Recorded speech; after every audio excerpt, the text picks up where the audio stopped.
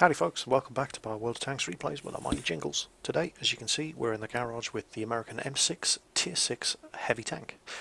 And this is a tank that I had never played until late on in my World of Tanks career. I actually got to the M6 the long way round.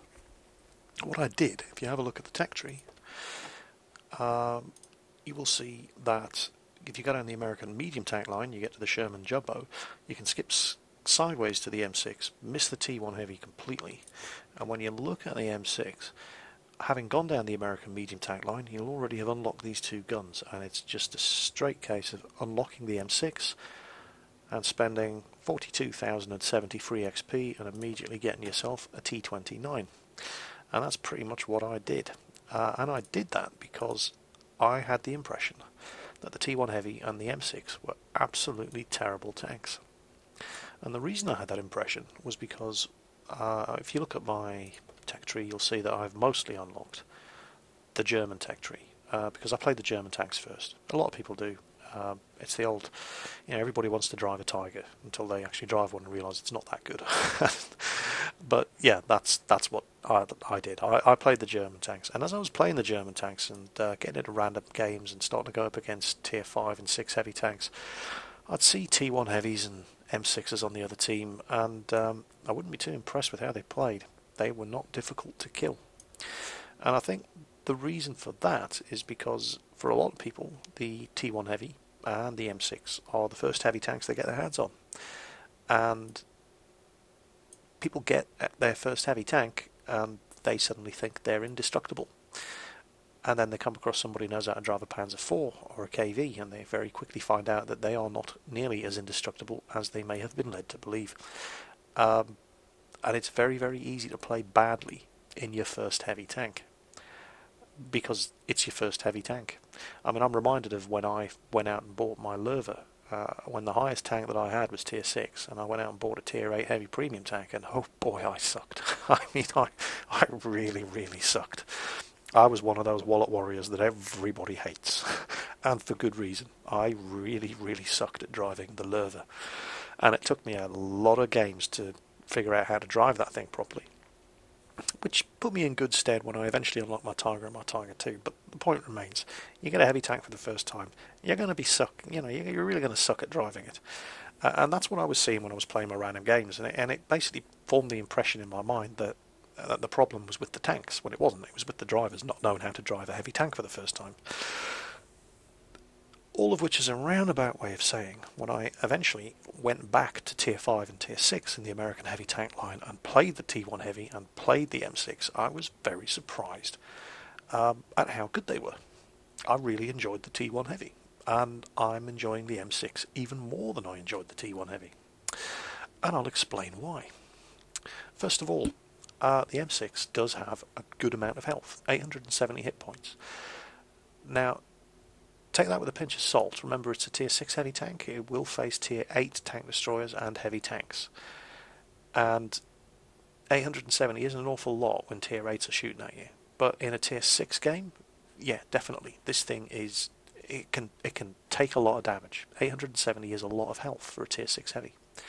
Now, it weighs 58.61 tons. Note that I actually have a medium caliber tank gun rammer fitted here. That's obviously going to add to the weight. In all of the games that you're going to see, I didn't have a gun rammer fitted. It had no equipment. The crew were 75%, no 100% crew, and so on and so on. And I still managed to get a good performance out of this tank. But that 58.61 ton tank has a 960 horsepower engine under the hood. That's a really powerful engine for a tank of this weight. Now, while the speed limit is capped at 35 kilometers per hour, it accelerates very, very well. It's kind of more like a big medium, and it is a very big medium, but acceleration-wise, it's very, very good. And there's only one engine upgrade on this thing. The stock engine is 825 horsepower, and that's still a good, powerful engine. I found that playing this thing stock wasn't that bad at all.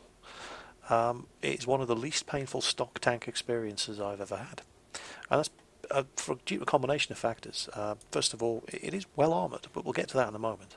The stock engine is pretty damn good, and you never really have to use the stock gun, but we'll come to that when we look at the guns in a minute.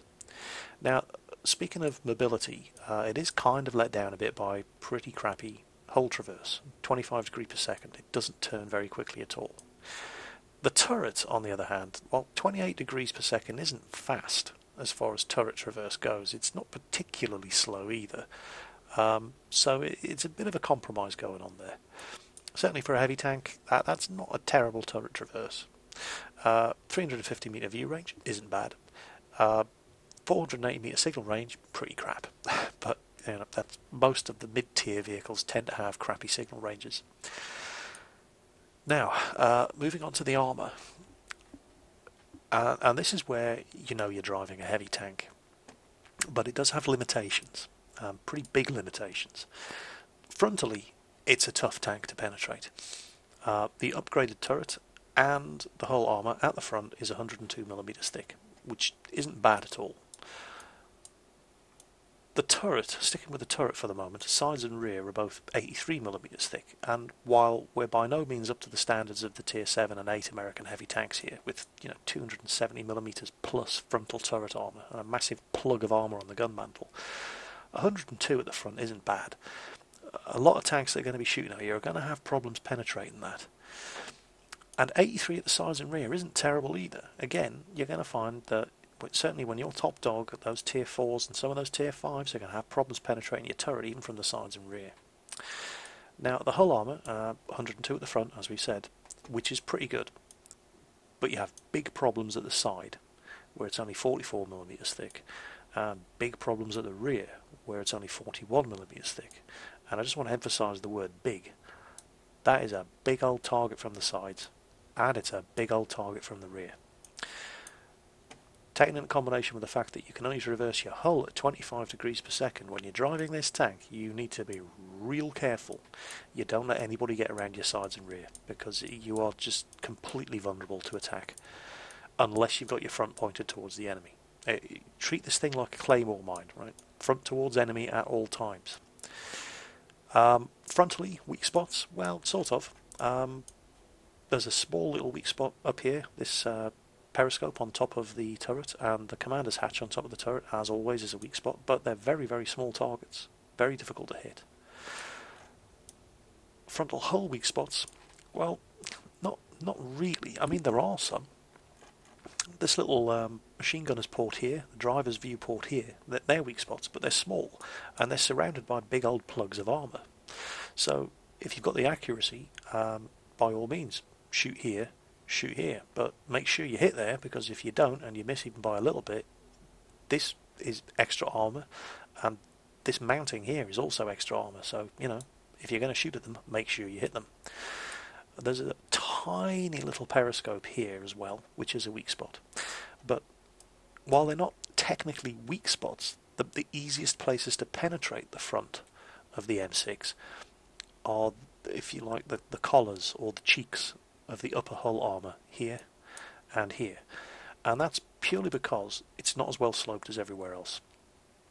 And you're going to find that when an M6 comes around a corner, they tend to turn in a way that this side, well, it's not really the side, but this cheek armour at the front here is flat on towards you, purely because of the way it's angled. And the same when an M6 comes around a corner that way. That is always the place, if an M6 is angled, that you want to shoot at them, purely and simply because you've got the best chance of penetration there. Of course, if you can get around the sides and rear, shoot them any way you like. But from the front, this spot here, that spot there, and the weak spots there and there, if you can hit them. Best places to shoot an M6. The lower hull is quite well sloped. And that's why I wouldn't recommend shooting at the lower hull, unless you know you can penetrate it anyway. And you're going to find that the M6 fights against tanks that do have the penetration to get through the lower hull here. The standard German 88mm medium tank gun at this tier, the L56, has 132mm of penetration, and at medium and close ranges they're not going to have problems going through the front of the M6. Now you can take steps to improve your chances, and once again we're talking about angling the armour. But the M6 has, I'm not going to say big problems angling the armour, but you do need to be careful, and that's because your sides are so incredibly paper thin, 44mm. You can't really turn it too much without inviting shots into the side, and because the armour is so thin, the chances of a bounce are not good. Ideally, you don't want to be angling the M6 any more than, here we go, let's have a look, any more than 20-25 degrees. Any more than that, 30 degrees or more, shots coming from the front are going to penetrate your side armour. That is about the limit, which will increase the effective thickness of all your frontal armour, and you'll be surprised how many bounces you can get from all different kinds of guns. Now, if you're coming up against tier 7 or 8 tank destroyers, and certainly the tier 8 tank destroyers and heavy tanks, and even medium tanks, that 102mm, well, you don't count on it. In that sort of game, you're not a heavy tank, you're a supporting medium. Play it that way, you'll live a lot longer. Now, speaking of firepower, the gun, or rather the guns, it has a choice of 4. But you're only really talking about using 2 of them, and I'll show you why. And that's the M1A2 76mm gun and the M3 90mm gun. If you're going down the American heavy tank line, this is the first tank you're going to unlock the 90mm gun on. Now, going back to the T1 Heavy, when you're researching the T1 Heavy, please do not just unlock the engine and go straight to the M6. You need to unlock the M1A1 76mm gun. If you haven't already gone down the American medium tank line, i.e. the M4 Sherman, the Jumbo, the Easy 8, or even as far as the T20.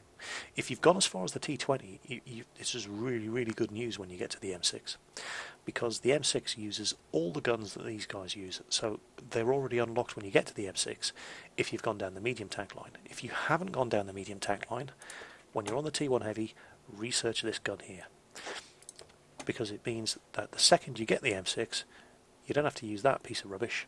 You can go straight to the M1A1, which isn't a bad gun. If you've gone down the medium tank line, you will have unlocked the M1A2, which is a really, really good 76mm gun. As you can see, it's used by the Easy 8, the T20, T29, Pershing, and the Sherman Jumbo, and also, of course, here on the M6. But the money shot, the gun that you really, really want, is the 90mm M3, which you can't fit until you've unlocked the turret. Now, again, if you've gone down the American medium tank line, at least as far as the T20, you will already have this gun unlocked too. So there's all sorts of shortcuts you can take to making the stock grind on this tank relatively painless. And there isn't actually that much of a stock grind. There isn't much to unlock. You've got one engine, a radio, and the tracks. You should already have these 2 guns from the medium tank line. If you haven't gone down the medium tank line, you will already have this gun from the T1 Heavy. So there's not a lot to unlock on this before you get to the T29. But even if you're just planning on playing the M6 as a stopgap to get to the T29, please, please, please, please, please unlock that turret and get that gun, because you do not want to be playing the T29 with the M1A2 76mm gun. You at the very least need the M3 90mm gun from the M6, so you can actually have a fighting chance in tier 7, 8 and 9 games, working your way towards the 105mm gun, which is a fantastic gun. But getting ahead of ourselves, back to the M6. So, the M1A1, which is the gun you should have if you've researched it on the T1 Heavy. The M1A2, which is the gun you should have if you've gone down the American medium tank line. And the 90mm M3, which you may be lucky enough to have if you've already unlocked the T20 medium tank. If not, you're going to be using these 2 guns to unlock this gun. Now, the M1A1 and the M1A2 are pretty much exactly the same gun. The only difference is that the M1A2 is more accurate than the M1A1. And that is pretty much it. They have the same rate of fire, the same penetration, the same damage, the same aiming time. They even weigh almost exactly the same. It's just slightly more accurate. Although, you know, in the case of these 76mm guns, it's probably more truthful to say it's slightly less inaccurate rather than more accurate, because 0.4 accuracy is pretty bad. But, you know, it's better than the 0.43 accuracy of the M1A1. And these are really medium tank guns. And while they work to a degree on the M6, This is the one you want, the M3. This is the earliest in the American tank line that you are going to unlock this gun. You don't get it until tier 7 when you go down the medium tank line. Now, it doesn't have the same rate of fire as either of the 76mm. It's a 7.89 rounds per minute rate of fire, which is bad on a heavy tank. Even though it is really a medium tank gun, it's a big medium tank gun. It has 160mm of average penetration, which is good enough to face everything that this thing is going to be shooting at. And it's well over double the damage of the 76mm guns. So, I mean, it's not a Russian 122mm by any stretch of the imagination. But previously, on the American tanks, you've been used to just rapid-firing pop guns that don't do a lot of damage, have reasonable penetration, but just fire very, very quickly. Well, you're getting towards the proper heavy tank gun stage with the M6 when you get the 90mm. It's half the rate of fire of the other guns, but it does more than half the damage. And you can actually start shooting at targets and expecting to hit them reliably, because the accuracy is even better. It's up to 0.38. And it has the same aiming time as the 76mm guns, 2.3 seconds, which is pretty good. So this is a great gun. And you find that the way you play this thing is, you play it like a claymore mine, front towards enemy at all times. Angle the front to improve the chances of getting a bounce, but don't angle it too much, otherwise you're just inviting shots into those big, very, very thinly armoured sides. Don't let anything get around your sides and rear if you can possibly help it. If you find yourself exposed too far forward, don't be frightened of pulling back in this tank, because other tanks are more manoeuvrable than you are, and if you give them half a chance to get around your sides and rear, they will punish you for it. But if you play this thing sensibly, it is a surprisingly tough tank, and it has a devastating 90mm gun, which really racks up the kills in random battles. And I've really been enjoying playing it. Now, as you can see, I haven't spent an awful lot of money on mine, but as far as equipment fit and crew skills go, well, medium caliber tank gun rammer, definitely, especially because it's a medium caliber tank gun rammer, and it only costs you 200,000 credits, whereas a heavy caliber tank gun rammer would be 500,000 credits. So it's a bit of a bargain, really. It's a cheap upgrade. What else would you want to fit to this thing? Well, you wouldn't really want an enhanced gun lane drive, because 2.3 second aiming time is pretty good, which kind of limits the remaining options. Out of what's left, improve ventilation, definitely, because it just improves all of the crew skills. And that kind of leaves you with, well, you don't really need a wet ammo rack on this thing. Camouflage net? Not really. It's a heavy tank, you're leading the attack. Toolbox wouldn't be a terrible idea. You tend to find that tier 4 artillery doesn't really damage you that much, but it does love blowing your tracks off. And again, I hate being forced to use repair kits to get my tracks back up. And so a toolbox isn't a massively bad idea on this thing, but it is kind of expensive, 500,000 credits. And that would probably be my recommendation for your 3 items of equipment on this thing. The gun rammer, the toolbox, and the improved ventilation. But you could certainly get away with just the gun rammer. If you had a bit of extra money, the improved ventilation. If you have absolutely insane amounts of money, toolbox as well. Now, crew skills. Obviously I don't have any crew skills on this because the crew aren't at 100% yet. And bear in mind, when you're watching the replays in this tank, it's not one of the crew ever had... I paid credits for the crew, 75% crew, but as you can see here in the garage, 86-87% is the limit of my crew skills. So when you're watching these replays, you're looking at crews that have skills ranging between 75 and 86%. Obviously, until they reach 100%, I can't pick additional skills. However, if I was able to pick additional skills, for the commander of this tank, I would probably go with repairs. Recon, as somebody actually pointed out, this doesn't actually increase your view range. It increases your maximum view range. It doesn't increase the range at which you detect enemy vehicles. Mentor isn't a terrible idea, until you get the rest of the crew skills up, but honestly, I would say repairs. Now, note that the M6 has 2 gunners. Don't ask, I don't know either, but just take it for granted, it does have 2 gunners. So you can do interesting things with gunner crew skills here. Snapshot is very useful, and I would say Armourer wouldn't be a bad idea for the other gunner, purely because you don't have that massive thick gun mantle that the tier 7 and 8 American heavies get, and people shooting at your front are kind of spot for choices of where to fire.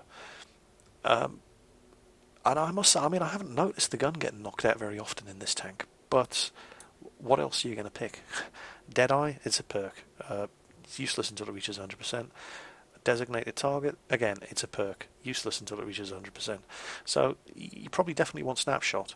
Armour isn't a terrible idea, but then again, neither is another crew member with repair skill. So, you know, you make your choice. For the driver, you definitely want clutch braking to increase the rotation speed, because the whole traverse is pretty bad. Off-road driving, smooth ride, not that important on this tank. It's pretty quick anyway.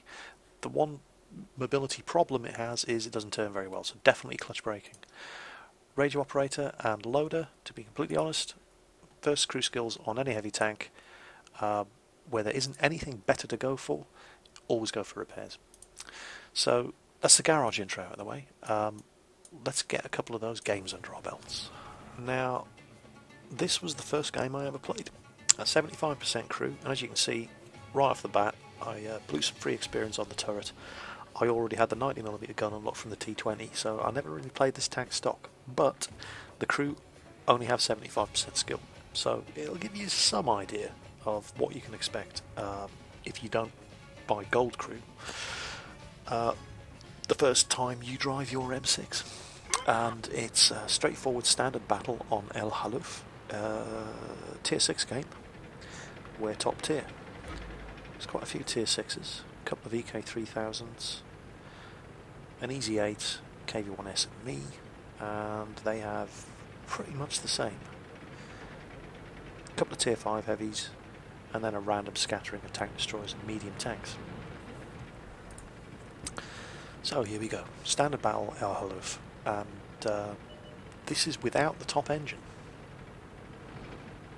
You can see no problem whatsoever reaching that 34 km/h top speed. The only real addition you get from the top engine is slightly faster acceleration, but it's certainly good enough without it.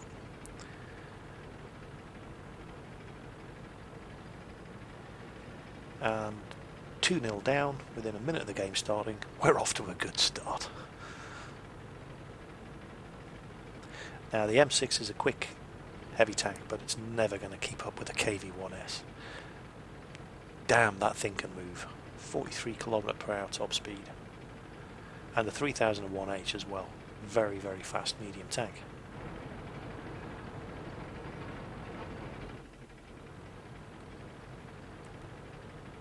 Fortunately, if I remember correctly, that 3001H is a bit too fast for his own good. If this is the game I'm thinking of. Yeah, losing 4-0. This is definitely the game I'm thinking of. And I start getting sarcastic in chat. And this is why I'm on so many people's ignore lists, kids.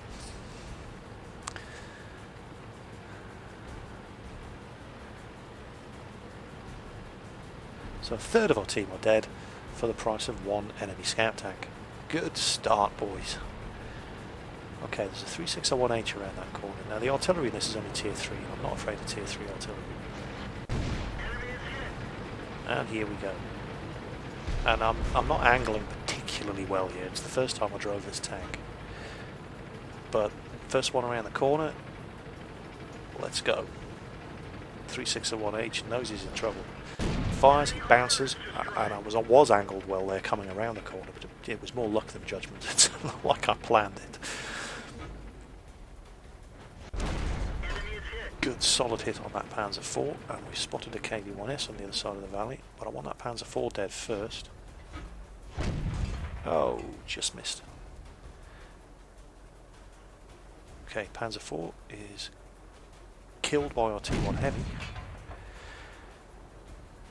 And while this gun is more accurate than any of the American medium or heavy tank guns that you've come across up till now, Still only 0.38, and there's that kind of lousy 350 metre view range.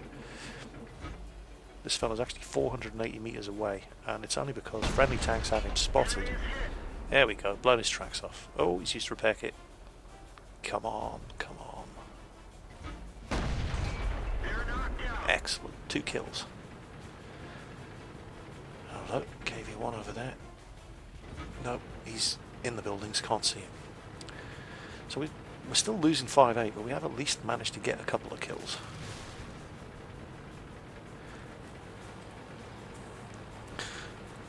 And I was relatively pleased with the way the M6 had played so far, but we hadn't really come across anything shooting back at us until we got to the top of this hill. And bear in mind, this was my first game. You're going to see just how incredibly tough this tank can be in the right hands. So there's an M18 Hellcat and a Panzer IV up there. I think there's a T49 up there too. And they're beating the they're beating the tar out of that T1 heavy. We nailed it bad. Now, I've pretty much got the same gun as that Hellcat. Enemy is hit. There. They took out our gun. Hellcat knocks my gun out. So yeah, getting armourer on your second gun, it might not be such a terrible idea. Well, I've used my repair kit for that. Right, M18's dead. He's the biggest threat, and we're losing so badly. 7-12. I've got half the team's kills. Okay, now there's a T150 up there too, and his gun is nasty, and artillery shooting at me, and I've only taken 1 penetrating hit so far. Okay, me and my big mouth make that 2. 103 damage. That was probably the Panzer IV. Okay, there's 3 penetrating hits, and I just can't land a hit on this T49. Gun depression isn't bad on the M6, but it's not great. It's better than the Panzer IVs though. Okay, Artie hits me, damages my tracks. My tracks take another hit, finish off the T49. And my armour has taken all of these hits. Now, I'll pull back here and you can see. Now that is probably slightly too much of a side angle, but they keep aiming for my front. Or they put shots in the side, but they're not putting the side of the hull, they're putting it in the tracks. And we've killed the Panzer IV, and we keep bouncing these shots from the T150. What gun does he have? It looks like he only has the 85mm. And I'm quite content to just sit here, taking shot after shot in the tracks, while I kill this T150. And there he goes. And have a look at that. Oh, took a big hit there from somebody. Not sure what. And, well, yeah. We're losing 10-14. I'm the only surviving tank on the team. And this was... And there we go. There is nothing I can do to win now. Not with... I mean, the M6 is a pretty quick tank, but it's not quick enough to get all the way back over to the friendly base and cap. Forget it. Not from here. So, all I can really do at this point is grab some invader points and try to find their artillery. And wait for them to win. Well, look at the beating this tank took. That was absolutely phenomenal. And they say first impressions matter. Well, and Artie can definitely see me. And a little congratulations there from our stun driver. Yep, Artie put one into me there, splash damage, blew my tracks off. So he's going to get a defender. Oh, 361H, and I'm at it completely the wrong... Yeah, I'm screwed. I'm not going to survive this. There you go. 361, didn't need to, was going to win without it. Came back to reset the cap. Caught me side on, worst possible angle I could be at when he popped up on radar. Blew my tracks off, killed me with his second shot. So well played to the 361H driver. But first game ever in the M6, and I got a top gun out of it. And if I'd lived, that would have been a steel wall, no question about it. because we took 28 hits. Look at that, 28 hits.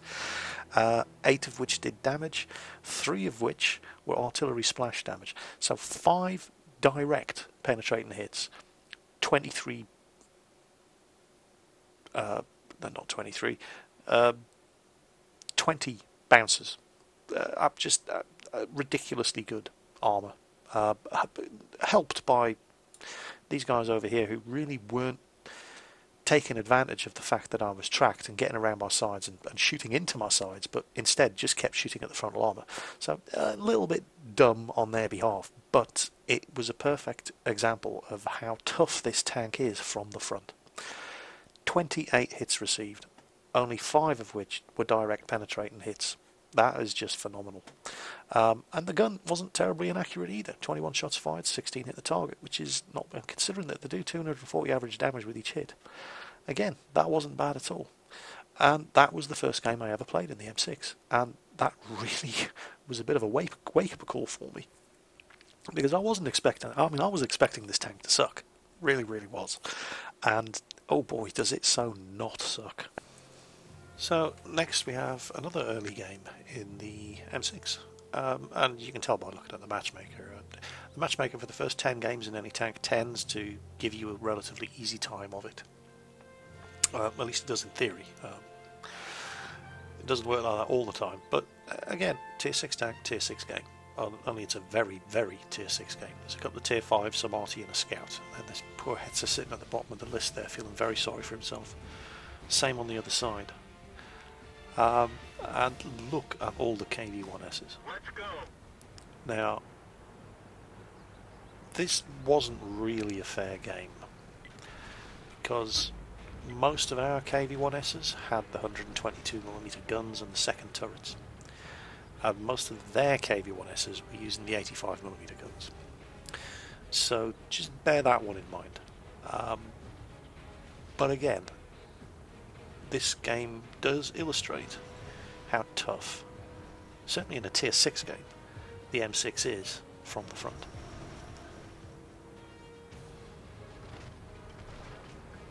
So it's an encounter battle on Ensk. I do like this map. Encounter standard battle, I really don't care, I just like Ensk. On our 3001P is rushed off ahead.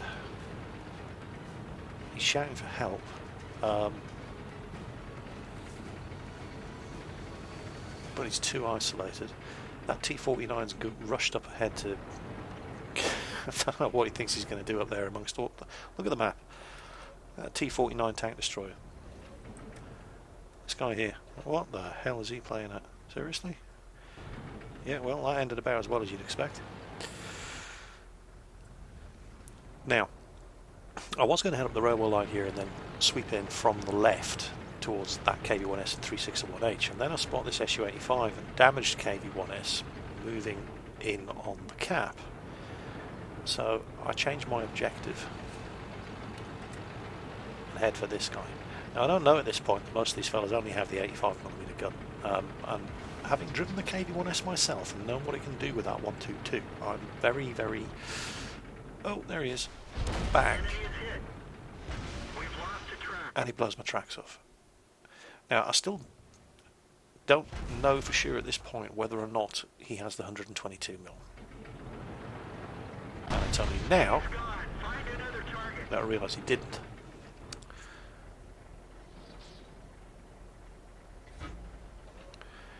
But looking at the map, there's another heavy. Oh, yep, there he is. Another KV-1S. And again, this fella doesn't have the 122mm gun, but I don't know that. Oh, KV-1. Almost killed him. Good hit. Track him. Pin him in place. And this KV-1S is taking flanking fire from somewhere. So, okay, here we go. Good hit. I don't even... There we go. Bounced.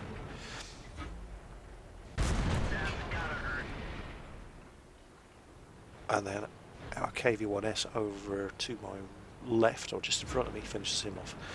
I initially decided to head up and finish off that 361H, but there's far too many tanks going around to deal with it. They don't need me as well. So I changed my mind and I decided to turn around and help this Panzer 38 with that Jagdpanzer 4. And then that Jagdpanzer 4 suddenly finds himself on 15% health. And okay, well, KV-1S go around the corner for him as well. They don't need my help, and that's when I spot this fella. Now, pull the camera back just so you can see camera angles here. Nice little bounce. And again, he only has the 85mm gun. And I'm not angling especially well here, but he's not taking advantage of it either. And I still haven't actually been hit yet, and it's only now, here, when he gets alongside me, that I take the first, there you go, first damaging hit in the game. And then our Panzer 38 actually kills him. Well played you with the tier 4 light tank. And then suddenly it's 13-7, we're capping, there's only 2 enemy tanks left. And they're going to die before I get there. So again, we didn't do a massive amount of damage, but we fired 8 shots, hit and damaged the target with every one of them, received 6 hits, only one of which actually did any damage. Just showing once again that certainly in a tier 6 game, to a lesser degree in a tier 7 game as well, as long as you keep the front of this tank pointing towards the enemy, you are incredibly hard to kill. And again, I mean, even though we didn't do amazingly well in that game, we killed a KV-1S, we damaged another 2 KV-1Ss and a KV-1. That was still 1,000 experience undoubled. So we joined this one in my first tier 7 game, where initially here on the highway map I spent far too long derping around trying to get a shot at this ELC AMX and waste far too much time when I should be getting up this hill into the town doing what heavy tanks are supposed to do. Yeah, you're not going to hit him from there, Jingles. In fact, you're not going to hit him at all, because somebody else is going to kill him. There we go. Right, enough time wasted. Let's get into town and help out that T-43, KV-1S and T-49. And, you know, the team were quite good here. Oh, no, I've spotted another one. Yeah, go on, waste some more time. There we go. Okay. Wasted enough time, Jingles? Get up the hill into the town. Now, the team have split quite well here. The tank destroyers have pretty much all headed north to hold against flanking attacks, and all of the mediums and heavies, with the exception of one medium, are heading up into the town here. And we're doing alright. We're winning 4-2. And as I said, tier 7 game. Not that many tier 7s though, just a Tiger, an AC-46 and a T-43 on our side. They've got a Tiger, a Jagdpanther and a T-43. So, still a reasonable matchmaker. Reasonably well balanced teams. One artillery on each side. They've got an SUA, we've got a Hummel. But you all know my love-hate relationship with artillery. So, finally, made it into the town. KV-2 over there, and a Slugger, and there's a damaged T-43 over here. And I'm pretty sure he doesn't know I'm coming. So, tier 7 medium tank versus tier 6 heavy tank.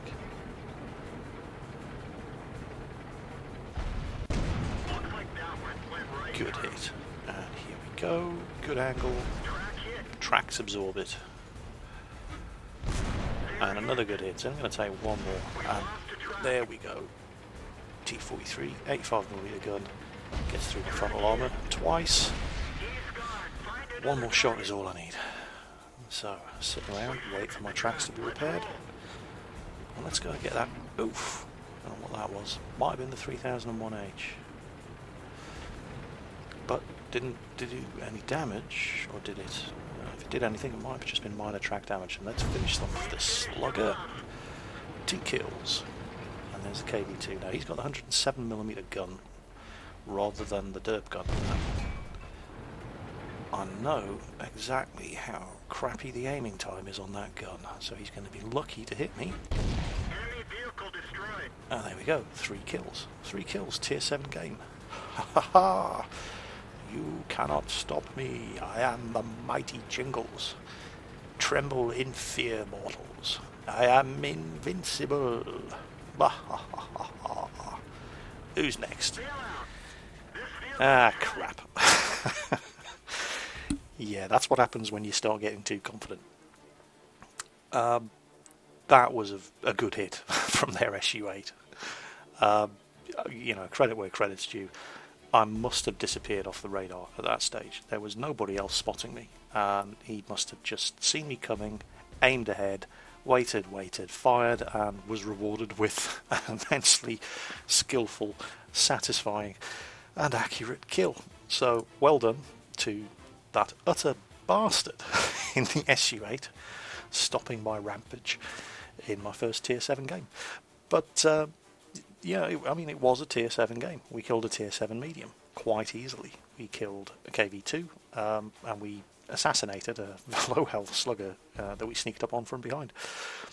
And I'm very, very impressed with this tank. It's nowhere near as crap as I was expecting it to be. From the front, incredibly well armoured. I mean, you're going to get penetrated from the front. You get into a Tier 7 game, you can expect to get penetrated. You get into a Tier 8 game, you can't really afford to play this thing like a heavy tank. Play it like a big medium. But certainly in a Tier 6 and to a lesser degree Tier 7 game, this tank is as hard as nails. So let's round things up with a little random act of violence on Himmelsdorf. It's an encounter battle, Tier 6 game. Again, very generous matchmaking. Not that many of us, Tier 6, just the top 4 tanks on both sides. The matchmaker appears to be, yeah, pretty balanced teams. I wouldn't want to be that T50, or I wouldn't want to be the AMX-40 in this game. AMX-40 on this map, oh, that poor sod. However, that T50 driver on our team, White Eagle 123, he totally trolls the enemy M4 Sherman. Wait until we just watch. It happens at the top of the hill here. It's absolutely hilarious. So, here we go. Lots of artillery. Probably feeling very sorry for themselves because they're on Himmelsdorf. And I'm going to be a very, very bad Jingles. You all know my love-hate relationship with artillery, and I'm still smarting from that lucky bastard in the SU-8 on the previous game, and I will have my revenge. Oh, T50 driver having a little bit of a derp moment there. But we'll forgive him that because of what he's about to do to this M4 Sherman. I'm just going to pull the camera back here so you can get a good view of what actually happens up on the road ahead. Okay, T28 Sherman and another T50. So, he sets the T28 on fire.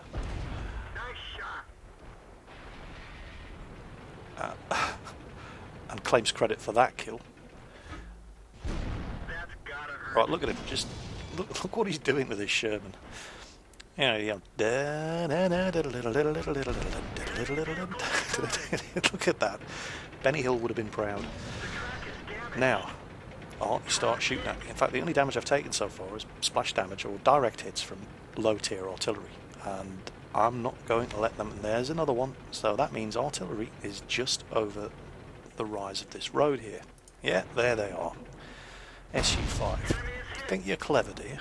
Yeah. Who's laughing now? Cover your eyes. I know I'm not supposed to be doing this. However, there is a KV-2 with him, and he has the 107mm gun. His first shot, my tracks eat it. But his second shot, bang, there you go. Big damage. Always got to pay respect to KV-2s regardless of what gun they use. 152mm or the 107. Dangerous tanks. So, 3 kills, 2 of them pretty easy. Defenceless artillery, who, well, you can say their team left them in the lurch. Not exactly. I mean, a T-28, a Sherman and a T-50 went up the hill. A KV-2 was with them. It just wasn't enough. Now, watch this T-34. Look at this sneaky bugger. I'm going to see a drive-by shooting here. I'm going to execute him, gangster style. He's actually tucked in the doorway of that building. Here we go. Boom! Headshot. 4 kills. And I'm feeling pretty good about myself. And I've taken a bit of a beating, but, I mean, seriously, those first 2 hits, artillery, minor, low-tier artillery damage. Good hit from the KV-2. 1 hit from the T-34 before we put him out of his misery. And that's pretty much it.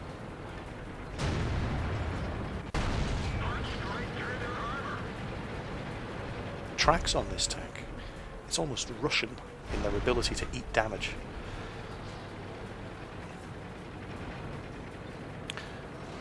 And I don't know if that's because of the inaccuracy of the guns that are shooting at you, but if you angle and they take shots at your sides, you will find the tracks eat a lot of damage. Now, if people would just aim slightly higher for the side of the tank rather than the tracks, they could penetrate the M6. They just don't seem to do it. And I'm not going to complain about that. And this game is an utter rout. I mean, look at this. We're winning 12-3.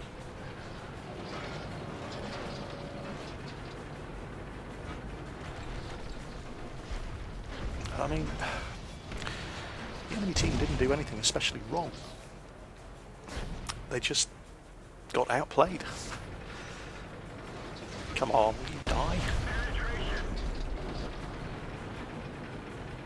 KV-1 was well angled, certainly from my perspective. Oh, more artillery. Can we make it 3 for 3? I'm going to hell if I kill this guy as well. I'll never get away with killing 3 artillery in one game. No, KV-1S saved me from eternal damnation. And now all we have left is the T-49. So our 361H is going for some capture points. Can't really blame him on 13%. I wouldn't want to risk getting killed. Oh, he's got the Konish 75mm gun. You don't often see that on 361s these days. So all of our wounded tanks are sitting in the cap circle, getting some invader points, which is fair enough. And we know this T-49's over here somewhere. Can we make it 5 kills?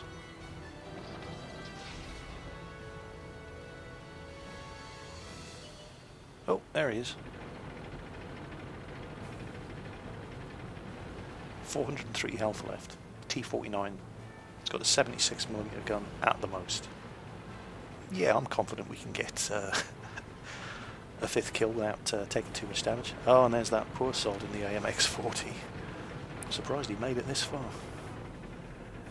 Aha! I have you now. Shoot him, ram him. See what happens first. Yeah, reloaded, shoot him. Shoot him and ram him. And, you know, I mean, that's what it's like for me driving the M6. It's just fun. You have to be careful with it. It does have good armour, but only from the front. From the sides and rear, anybody can kill you. But it's just a fun tank. I seem to do consistently well at it. Even when the team loses, I tend to have a good game. It's just one of those tanks. And I can't believe I've gone this long playing World of Tanks without getting an M6. I can't believe I skipped through it to get to the T-29 originally. I mean, the T-29 is a great tank, don't get me wrong. I'm very, very glad I got the T-29 early. It's a fantastic tank, I love it. But I can't believe I deprived myself of the pleasure of driving this thing. And I would definitely recommend both this and the T1 Heavy, the American Tier 5 and Tier 6 heavy tanks, because played right, they are incredibly fun tanks to drive. Probably a lot more so since patch 7.5 balanced the matchmaking no more than 2 tiers in any one direction. You never get into a Tier 9 game with this thing anymore, which you certainly used to.